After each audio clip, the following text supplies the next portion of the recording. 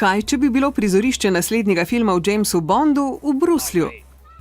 Evropska prestolnica ni Rio ali Monte Carlo, vendarle je mesto pogosto tarča vohunskih dejavnosti. Za New Yorkom bi bil Bruselj drugo največje mesto vohunov. V Evropski prestolnici je mnogo strateških organizacij, Evropska komisija, Evropski svet, Evropski parlament, NATO. Prisluškovalne naprave so povsod. V stavbi Evropskega sveta so v kabinah za tolmače našli črne škatlice, ki so spremljale tajne pogovore med voditelji držav. Pojav je tako razširjen, da vpliven evropski komisar vedno začne sestanke tako, da pogleda za domnevnimi mikrofoni in reče: "Pozdravljeni vsi tisti, ki nas poslušate." Redno in množično vdirajo tudi v računalnike evropskih ustanov. In to z dobrim razlogom. Evropska komisija mora sprejemati strateške odločitve o dobavi plina, mora doseči sporazume o prosti trgovini z Združenimi državami ali Korejo ter preveriti združitve globalnih podjetij vredne milijarde evrov. Med mednarodnimi pogajanji so Evropejci večkrat ugotovili, da so bili sogovorniki seznanjeni z njihovimi izhodišči, še preden so sedli za pogajalsko mizo. Morebitni vohuni so povsod.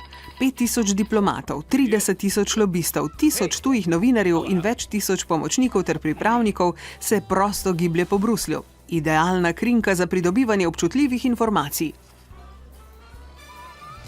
Evropski snovalci politike sprejemajo preventivne ukrepe.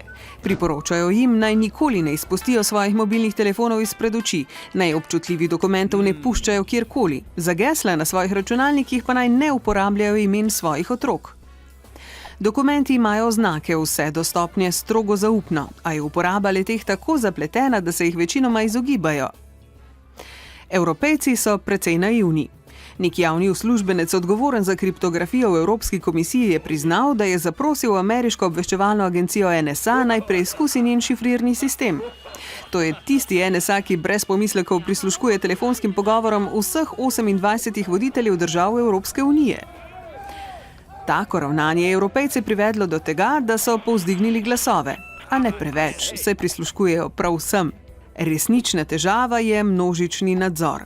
Prav zato je Evropski parlament zaostril direktivo o varovanju zasebnih podatkov, da bi podjetjem kot sta Facebook in Google preprečil pošiljanje teh informacij Združenim državam. Da bi se lahko zoperstavili staromodnim načinom vohunjenja, so nekateri v Bruslju predlagali ustanovitev Evropske protiobveščevalne agencije, vendar pa v Bruslju ni skrivnosti.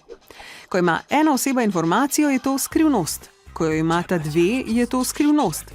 Pri 3 osebah skrivnosti ni več. Pri 28 torej...